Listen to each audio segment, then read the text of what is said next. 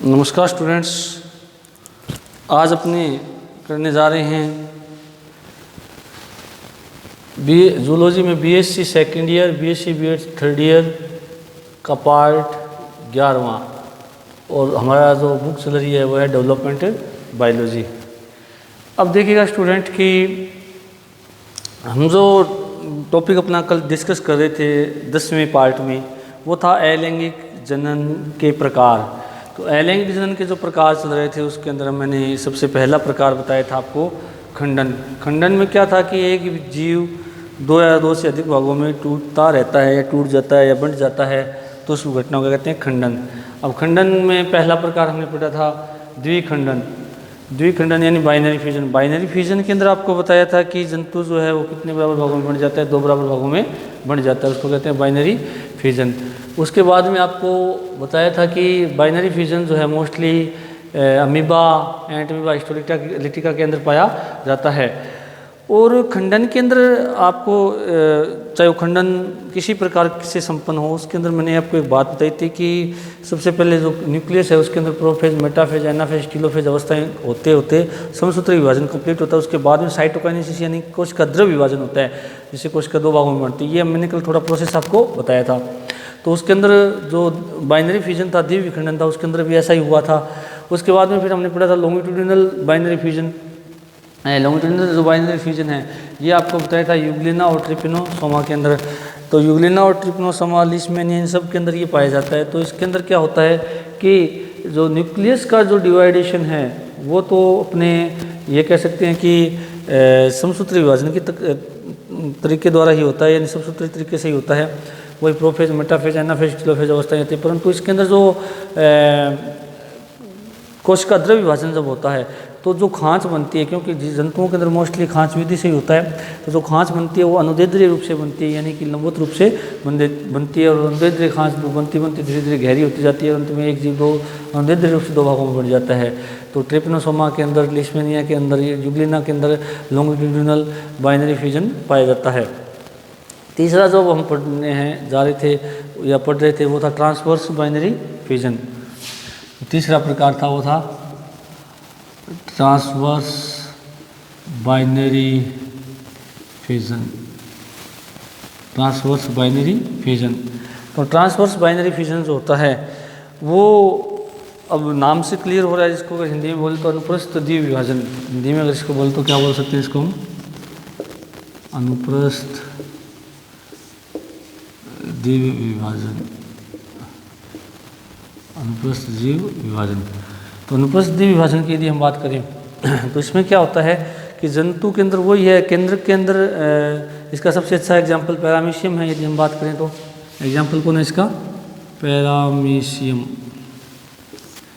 इसके अंदर वही है कि न्यूक्लियस के अंदर पहले क्या हुआ कि समसूत्री विभाजन होता है, न्यूक्लियस समसूत्री विभाजन के दो भागों में बंट जाता है। उसके बाद में जो इस जंतु में खांच बनती है वो खांच हमेशा क्या बनती है? अनुप्रस्थ रूप से बनती है, इसलिए इसको क्या कहा गया? अनुप्रस्थ द्विविभाजन कहा गया है। इसके अंदर जैसे अपने यदि डायग्रामेटिकली देखें तो जैसे ये पैरामीशियम में अपने पैरामीशियम के अंदर आपको बताया दो तरह के न्यूक्लियस होते हैं, मैक्रो न्यूक्लियस और दूसरा कौन सा है? Micro nucleus. इसमें सबसे पहले क्या होता है कि जो मैक्रो न्यूक्लियस होता है वो सोमेटिक प्रोसेस यानी कायिक क्रियाओं के लिए जिम्मेदार होता है। जो माइक्रो न्यूक्लियस होता है वो जननी क्रियाकलापों के लिए जिम्मेदार होता है। यानी मैक्रो न्यूक्लियस शरीर की वृद्धि विकास को प्रभावित करने को नियंत्रित करने वाला केंद्रक, और माइक्रो न्यूक्लियस जनन क्रियाओं को केंद्र भाग देने वाला केंद्रक है। अब इसके अंदर क्या होता है? मैक्रो न्यूक्लियस पहले गायब हो जाता है, या यूँ कहते टूट करके कोश का द्रव में बन जाता है। शेष बचता है कौन सा? Micro nucleus. अब माइक्रो सूत्र के अंदर कौन सा विभाजन होता है? समसूत्री विभाजन होता है, जिसके द्वारा वो कितने भागों में बन जाता है? दो भागों में बन जाता है। दो भागों में बंट गया इस तरह से। थोड़ा सा इसको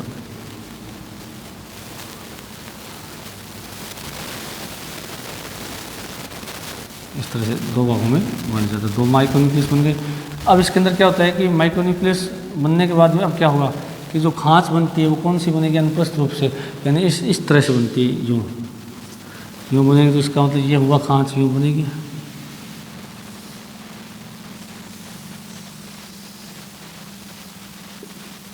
बन गई खांच। खांच धीरे धीरे गहरी होती जाएगी।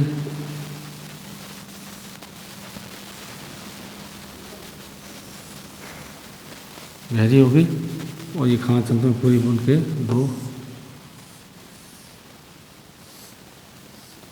इस तरह दो क्या बनते हैं, पैरामीशियम बन जाते हैं। दोनों पैरामीशियम बन गए। अब वापस इसके अंदर माइक्रोन्यूक्लियस का निर्माण, इसमें माइक्रोन्यूक्लियस का निर्माण हो जाता है। तो ये जो है डॉटर पैरामीशियम बन जाते हैं। डॉटर पैरामीशियम बन जाते हैं। तो डॉटर पैरामीशियम, अब देखो इसमें जो खांच बनी है, ग्रुप बनी है, वो कौन सी विधि से बनी है? अनुप्रस्थ विधि से बनी है। अनुप्रस्थ विधि से बनने के कारण कौन सा विभाजन हो गया?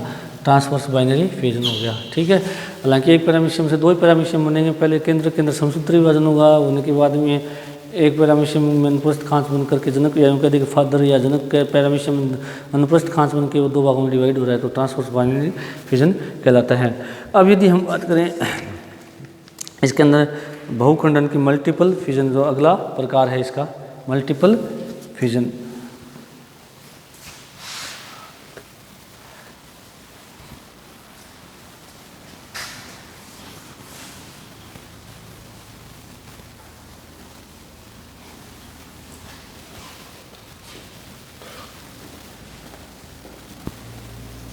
Multiple fusion. अब मल्टीपल फ्यूजन की अगर हम बात करें तो ये जो मल्टीपल फ्यूजन है ये अमीबा के अंदर पाया जाता है या प्लाज्मोडियम के अंदर भी ये पाया जाता है। एग्जाम्पल यदि हम इसकी बात करें तो अमीबा है, प्लाज्मोडियम है, इनमें सब में प्रतिकूल परिस्थितियों में पाया जाता है।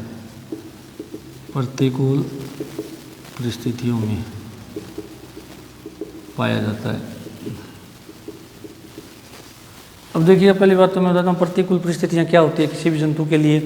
प्रतिकूल परिस्थितियों का मतलब ये होता है कि जंतु को यदि आवास या जल या भोजन जैसी परिस्थितियाँ उपयुक्त नहीं होती हैं, जैसे भोजन नहीं मिल रहा है, जल नहीं मिल रहा है, तो वो परिस्थितियाँ क्या कहलाती है? प्रतिकूल होती है। तो प्रतिकूल परिस्थितियों के अंदर अमीबा के अंदर ये देखा गया है। और प्लाज्मोडियम आपको पता ही है जिसके द्वारा मलेरिया रोग उत्पन्न होता है, जिसका वाहक मादा एनाफिज होती है। तो इन दोनों के अंदर बहुविखंडन या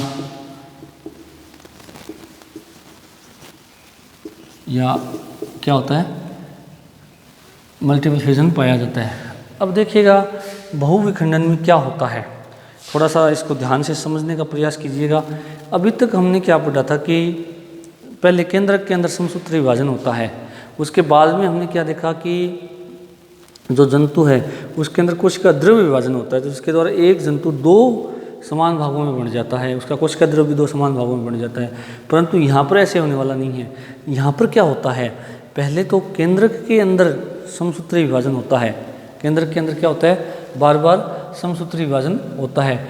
तो केंद्रक, एक केंद्रक से दो, दो से चार, चार से आठ, आठ से 16, 32, 64, इस तरह से केंद्रक क्या है बढ़ते जाते हैं। उसके बाद में क्या होता है कि जो केंद्रक विभाजित होकर नए केंद्रक बने हैं, उन केंद्रकों के बाद में अब ये नहीं हम मान लें कि एक अमीबा के अंदर 64 केंद्रक बन गए विभाजित समसूत्री विभाजन द्वारा। तो अब ऐसा नहीं होगा कि वो अमीबा जो है अपना अब कोशिका द्रव विभाजन कर लेगा, ऐसा नहीं हो पाएगा। तो क्या होता है कि जैसे ही अमीबा के केंद्रक में समसूत्री विभाजन होते हैं, जैसे 1 से 2, 2 से 4, 4 से 8, 8 से 16, 32, 64, इस तरह से केंद्रकों की संख्या बढ़ती जाएगी। अब क्या होगा कि प्रत्येक केंद्र के चारों ओर थोड़ा थोड़ा कोशिका द्रव इकट्ठा हो जाता है। क्या हो जाता है? इकट्ठा कोशिका द्रव इकट्ठा हो जाता है। तो इस प्रकार एक जंतु के अंदर लगभग हजारों की संख्या में केंद्रक, और केंद्र के चारों ओर क्या इकट्ठा हो गया? कोशिका द्रव इकट्ठा हो गया। अब क्या होता है कि जैसे ही अनुकूल परिस्थितियाँ आती है, तो अनुकूल परिस्थितियाँ आने के बाद में क्या होता है कि वो जंतु जो है वो जितने अंदर कोशिका द्रव युक्त केंद्रक होते हैं उन सबको मुक्त कर लेता है, और उन प्रत्येक जो केंद्रक जिसके चारों ओर थोड़ा थोड़ा कोशिका द्रव इकट्ठा था, उसके चारों ओर सेल मेम्ब्रेन का निर्माण हो जाता है, और वो फिर जल में अपने मुक्त होकर के नए जंतु का निर्माण करते हैं। तो थोड़ा इसको अपने अगर डायग्राम से देखें, जैसे अपने अमीबा को उदाहरण दें। अमीबा के अंदर ये एक न्यूक्लियस होता है, अमीबा, अमीबा के अंदर क्या है, न्यूक्लियस है। अब कोशिका द्रव्य विभाजन होगा तो क्या होगा,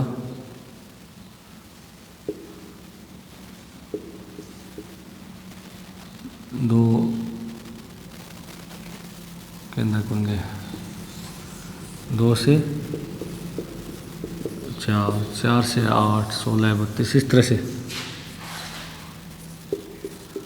केंद्र की संख्या क्या होती जाती है, बढ़ती जाती है।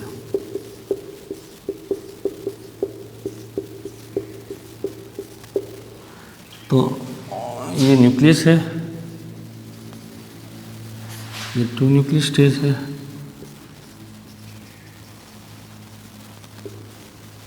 ये 4 न्यूक्लियस स्टेज है, और ये मल्टीपल न्यूक्लियस स्टेज हो गया। और वो कैसे मैंने बताया ना, 1 से 2, 2 से 4, 4 से 8, 8 से 16, 16 से 32, 64, इस तरह से संख्या क्या होती जाएगी, न्यूक्लियस की बढ़ती जाती है। तो बढ़ गई अपनी, मान लें। अब क्या होता है अगली स्टेज में, प्रत्येक न्यूक्लियस के चारों ओर थोड़ा थोड़ा साइटोप्लाज्म इकट्ठा हो जाता है। क्या इकट्ठा हो जाता है, साइटोप्लाज्म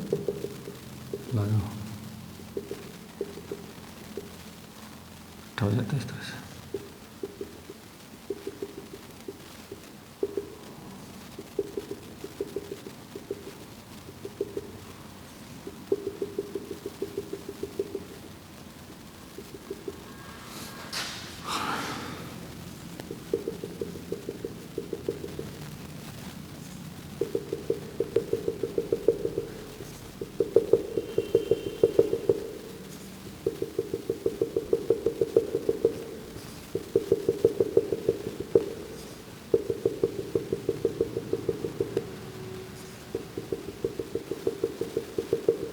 इस तरह से क्या इकट्ठा हो गया, साइटोप्लाज्म, और ये अंदर क्या न्यूक्लियस है, इकट्ठा हो गया।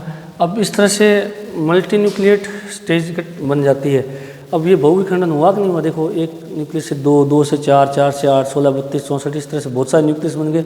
और प्रत्येक न्यूक्लियस के चारों ओर थोड़ा थोड़ा उसी मूल जंतु का या जनक जंतु का थोड़ा थोड़ा कोशिका द्रव्य इकट्ठा हो जाता है। अब देखो कहीं कोशिका द्रव्य में विभाजन नहीं हो रहा है, जबकि अभी तक पीछे तक हमने ये देखा कि पहले केंद्रक में विभाजन हो रहा था, उसके बाद में कोशिका द्रव्य में विभाजन हो रहा था। जबकि यहाँ पर क्या हो रहा है कि केंद्र के विभाजन के बाद में थोड़ा थोड़ा क्या इकट्ठा हो गया, सब प्रत्येक केंद्र के चारों ओर साइटोप्लाज्म इकट्ठा हो गया है। अब क्या होता है कि जैसे अनुकूल परिस्थितियाँ आती है, ये घटना प्रतिकूल परिस्थितियों में चल रही है। अब जैसे अनुकूल परिस्थिति आएगी तो क्या होगा कि जंतु जो है उसकी बाहर का जो आवरण है वो टूट जाता है। टूटते जितने के जितने ये न्यूक्लियस है ये बाहर मुक्त हो जाएंगे, बाहर मुक्त हो जाते हैं, और मुक्त होते इनके चारों ओर क्या बन जाता है, सेल मेम्ब्रेन बन जाती है। इन सारे मुक्त हो गए, ये न्यूक्लियस है, ये साइटोप्लाज्म है, और ये फिर जो है नई संतति का निर्माण कर लेता है, यानी डॉटर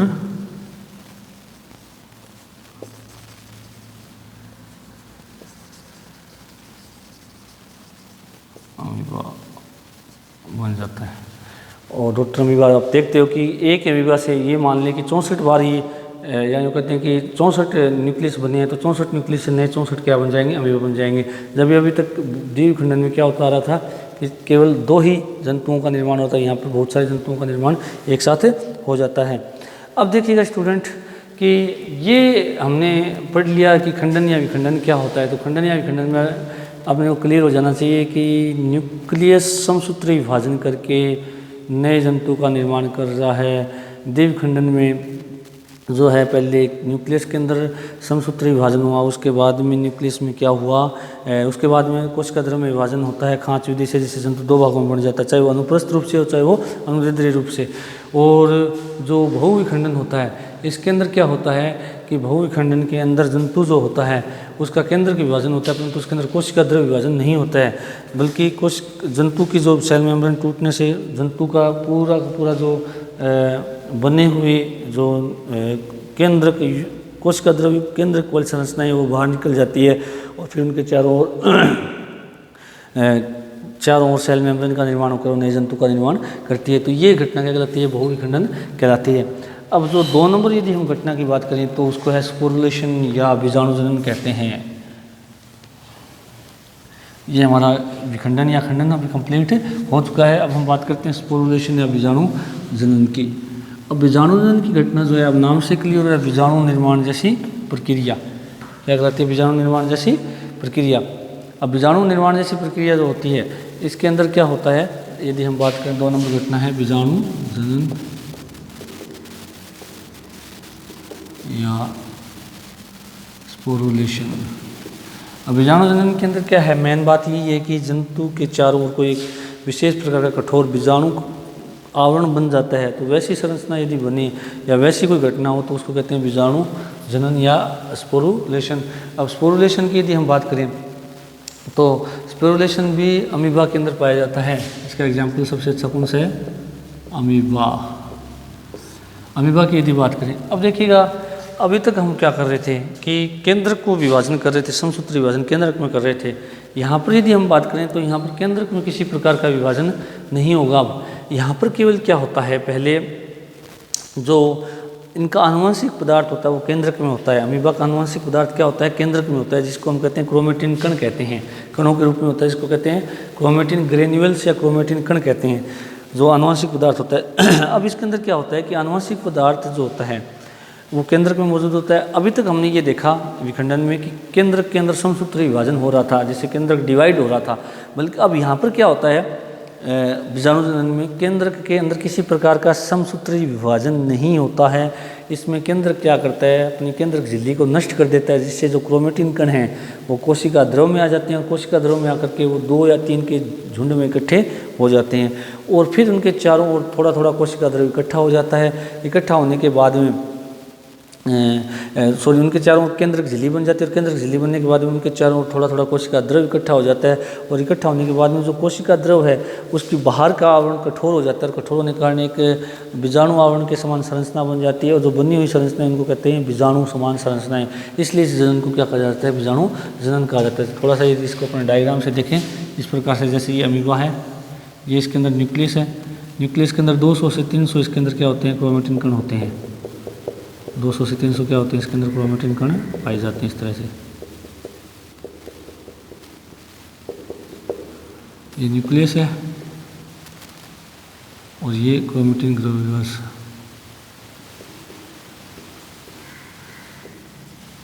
ये साइटोप्लाज्म, ये क्या है अपना अमीबा।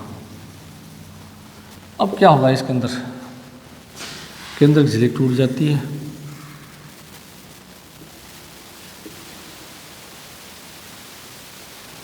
टूट गई, टूटते ही क्रोमेटिन कण काम हो जाते हैं सारे एक साथ।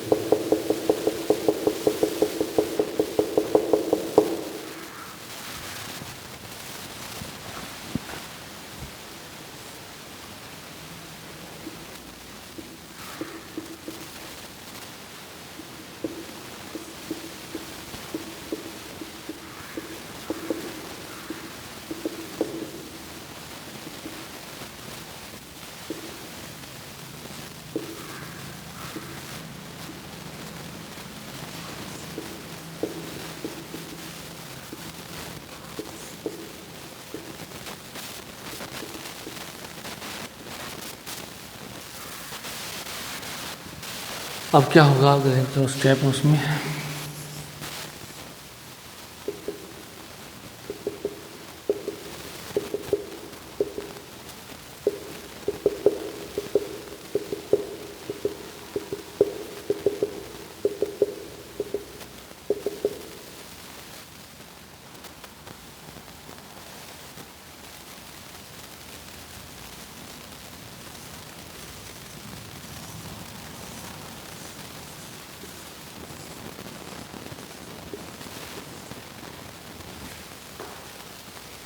अब देखिएगा इसमें थोड़ा सा बना देते हैं उसको थोड़ा,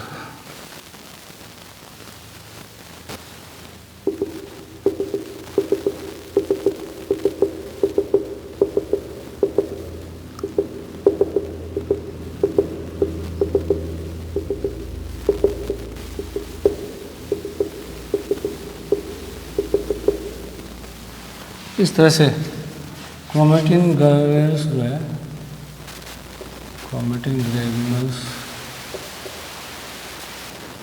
2 या 3 के ग्रुप में इकट्ठे हो जाते हैं, इकट्ठे हो जाते हैं, हो गए इकट्ठे। अब इनके चारों ओर क्या केंद्रक झिल्ली बन जाती है।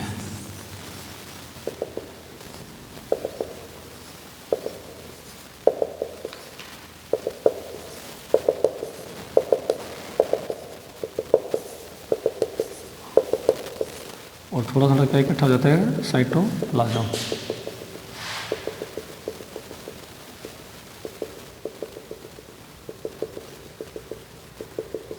इस तरह से साइटोप्लाज्म इकट्ठा हो गया। ये क्या है, न्यूक्लियर मेम्ब्रेन और ये क्रोमेटिन ग्रेन्यूल्स हो गया। अब क्या होता है कि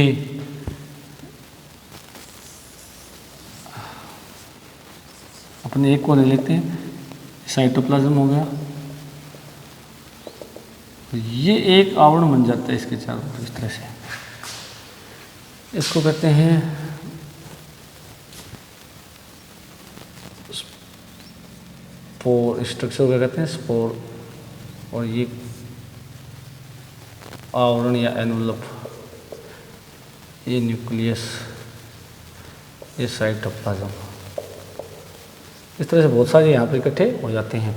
बाद में जैसे अनुकूल परिस्थिति आती है तो ये फट जाती है इसकी झिल्ली, फटते ही सारे बीजाणु आवरण जो है वो मुक्त हो जाएंगे।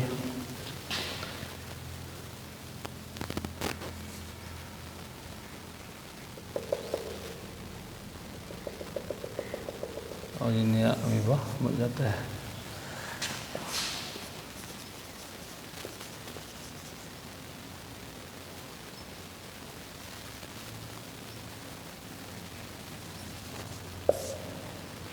तो ये प्रक्रिया रहती है कि इसमें विजाणु, अब अपने इसके ऊपर डिटेल में, लेकिन सबसे पहले एक अमीबा होता है। अमीबा के अंदर क्या होता है, न्यूक्लियस होता है, न्यूक्लियस और उसके चारों साइटोप्लाज्म होता है। अब होता क्या है कि इस न्यूक्लियस के अंदर छोटी छोटी कणिकाएं भरी होती है जिनको कहते हैं क्रोमेटिन ग्रेन्यूल्स, जो इसका जेनेटिक मटेरियल होता है, आनुवंशिक पदार्थ होता है। अब क्या होता है यहाँ पर, अभी तक हमने देखा द्विवीय खंडन के अंदर सबसे पहले जो केंद्र के उसके अंदर समसूत्री विभाजन हो रहा था, समसूत्री विभाजन होने के बाद में फिर साइटोप्लाज्म में विभाजन हो रहा था। जबकि यहाँ पर क्या हो रहा है, देखो अब यहाँ पर न्यूक्लियस के अंदर किसी प्रकार का विभाजन नहीं हुआ, बल्कि क्या होता है कि जो न्यूक्लियर मेम्ब्रेन है वो टूट जाती है। अब न्यूक्लियर मेम्ब्रेन जैसे टूटती है तो न्यूक्लियर मेम्ब्रेन टूटने से क्या होता है कि जो क्रोमेटिन कण है वो जो है वो सारे के सारे कहाँ आ जाते हैं, कोशिका द्रव में आ जाते हैं। और कोशिका द्रव में आने के बाद में क्या होता है कि इनके चारों ओर क्या होता है, कोशिका द्रव में आ गए, कोशिका द्रव में आने के बाद में कोशिका द्रव में चारों ओर बिखर जाते हैं, बिखर गए ये क्रोमेटिन कण। अब नेक्स्ट पद में क्या होता है कि या तो 2 या 3 के समूह में क्रोमेटिन कण इकट्ठा होना शुरू हो जाते हैं। देख रहे हैं अपने को, या तो 2 के समूह में या 3 के समूह में इकट्ठा हो गए। इस तरह से पूरे कोशिका द्रव में इनका समूह बन जाता है। अब क्या होगा कि जो समूह इकट्ठे हुए थे क्रोमेटिन ग्रेन्यूल्स के, क्रोमेटिन कणों के, जैसे मैं बाहर निकालता हूँ, जैसे ये एक कण है, ये दूसरा कण है, इसके चारों ओर केंद्रक झिल्ली बन जाती है, बन गई केंद्रक झिल्ली, यानी ये बन गई केंद्रक झिल्ली। केंद्रक झिल्ली अपने को दिख रही है, न्यूक्लियर मेम्ब्रेन दिख रही है। अब देखो न्यूक्लियर मेम्ब्रेन बन गई, बनने के बाद में क्या होगा, यहाँ का जो कोशिका द्रव है थोड़ा थोड़ा सबके चारों ओर इकट्ठा हो जाता है। सबके चारों ओर इकट्ठा हो गया, इस तरह से इकट्ठा होने के बाद में जो साइटोप्लाज्म है, इन कोशिका द्रव है, उसकी जो बाहर की परत है वो एक बाहर एक कठोर आवरण का निर्माण करते हैं, जिसको कहते हैं बीजाणु आवरण। इसको क्या कहते हैं, बीजाणु आवरण। अब ये जो बीजाणु आवरण है युक्त जो संरचनाएं हैं, इनको क्या किया जाता है, ये बहुत सारी बन जाएंगी। बनने के बाद में अमीबा इनको क्या करता है, जल में छोड़ देता है, या यूँ कहते हैं कि ये खुद फट जाएगा। फटते ही सारे जो बीजाणु आवरण युक्त संरचनाएं सारी की सारी क्या आ जाती है, शरीर से बाहर जल में आ जाती है। अब बाहर आने के बाद में क्या होता है कि जो अनुकूल परिस्थिति जैसी आती है तो ये बीजाणु आवरण फट जाता है। फटते ही क्या हुआ कि जो कोशिका द्रव है उसके चारों ओर किसका निर्माण हो जाता है, सेल मेम्ब्रेन। सेल मेम्ब्रेन इन कोशिका झिल्ली का निर्माण हो जाता है। कोशिका झिल्ली बन गई तो इसका मतलब ये एक नया अमीब्यूली यानी अमीबा की संतति बन गई। और ये अमीब्यूली कुछ देर जल में तैरेगा, तैरते तैरते फिर ये नए अमीबा के रूप में, या नए यूँ कह सकते हैं कि एक प्रकार से बड़े अमीबा के रूप में चेंज हो जाता है। तो अब यहाँ पर देखिएगा स्टूडेंट कि यहाँ पर बीजाणु जनन का मतलब क्या हुआ, क्योंकि यहाँ पर कोशिका द्रव के बाहर के जो सतह होती है वहाँ एक कठोर आवरण बन जाता है। वो आवरण बनने के बाद में ये संरचना एक बीजाणु के समान रखती है, और वो बाहर बना हुआ आवरण क्या कहलाता है, बीजाणु आवरण। इसलिए यहाँ पर बीजाणु आवरण जैसी संरचना बनने के कारण इस जनन का नाम क्या रखा गया, बीजाणु जनन रखा गया है। इसलिए बीजाणु आवरण बनने के कारण इसको बीजाणु जनन कहा जाता है। और जो नन्ही या अमीबुली बनी है उनको बीजाणु भी कह सकते हैं। एक ही बात है, इनको हम बीजाणु कह सकते हैं, और बाहर का जो आवरण है वो क्या कहलाता है, बीजाणु आवरण कहलाता है। तो अब देखिएगा स्टूडेंट, यहाँ पर किसी भी प्रकार का केंद्रक में समसूत्री विभाजन नहीं हो रहा है, बल्कि यहाँ पर जो केंद्रक है वो समय क्या है, पहले टूट जाता है, और टूटने के बाद में उसके जो कण हैं वो 2 या 3 के समूह में इकट्ठा होकर के अपने चारों केंद्रक झिल्ली बना करके कोशिका द्रव्य को इकट्ठा करके एक आवरण बना करके उस आवरण युक्त संरचना को बीजाणु कहते हैं। वो आवरण बीजाणु आवरण कहलाता है। और फिर जो ये सारी घटनाएं जनक अमीबा के अंदर ही हो रही है, फिर जनक अमीबा अनुकूल परिस्थिति आते फट जाता है, फटते बीजाणु जो संरचनाएं बाहर निकल जाती है, उनका बीजाणु आवरण भी टूट जाता है, और बीजाणु आवरण टूटने के बाद में कोशिका झिल्ली का निर्माण हो जाता है। और कोशिका झिल्ली बनने के बाद में जो संतति अमीबा है वो जल्दी तैयार करके नए वयस्क अमीबा में चेंज हो जाते हैं और अपनी जैविक प्रक्रिया को करते हैं। तो ये घटना क्या कहलाती है, अपनी बीजाणु जनन कहलाती है। अब यदि हम इसके अंदर यदि बात करें, कुछ एलिंग जनन के प्रकार और भी हैं, जैसे मुकुलन हैं, जेम्युलेशन हैं, बहु प्लाज्मोटोमी जो है, तो ये सारी घटनाएं भी इसके अंदर भी संपन्न होती है। यानी कि अलैंगिक जनन के अंदर मुकुलन भी होता है, उसके अलावा जेम्युलेशन भी होता है, उसके अलावा प्लाज्मोटोमी भी होती है, और पुनरुद्भवन भी होता है। तो ये 4 तरीके और भी हैं जो कि अलैंगिक जनन के हैं, जिनको अपने कल नेक्स्ट जो क्लास होगी अपनी 12th क्लास उसके अंदर डिस्कस करेंगे। Thank you.